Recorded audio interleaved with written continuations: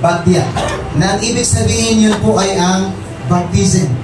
Hindi po makakapasok yung priest doon sa holy place at most holy place kung hindi siya muna maghuhugas. Na ibig sabihin, dahil we are Royal Family of Priesthood, tama? Hindi tayo makakapasok sa langit pagkat hindi tayo mahuhugasan ng ating kasalanan. Di paano, Brother Edwin, nabaptize sa ako?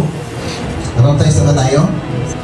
Pwede po bang mapakita sa pagtaas ng inyong mga kamay kung sino yung nabaptize? What is the meaning of baptism? Cleansing. Ano ba? Pagtibig ng kasalanan. Pagtibig ng kasalanan. Pag-ahon na natin, born again. Bagong buhay. For sure, mga kapatid, when you are baptized, we are what? Walking in the goodness of God. The business. Are we walking in the goodness of God? Or bisig pa rin tayo, nagmumura, nagsisinungaling, nagnanakaw. Saan tayo nagnanakaw? Nagnanakaw tayo ng time sa Panginoon. Ilang araw yung pahinga? Araw. Pahinga, isa. Sa isang araw na ilang oras?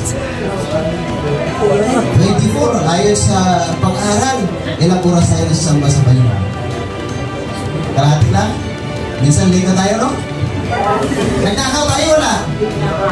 Ako, magnanakaw tayo.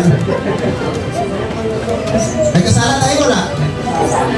Kaya tayo ay makasalanan na gagawin sa atin. Anong kabayaran ng kasalanan? Kamatayan din si Jesus Christ ay namatay. Bago tayo magpasok mga kapatid, kailangan natin yung paglilinis. Dahil tayo ay nabaptize na physically, sa tubig, and spiritually, kailangan natin araw-araw mabaptize sa banal na Espiritu Santo.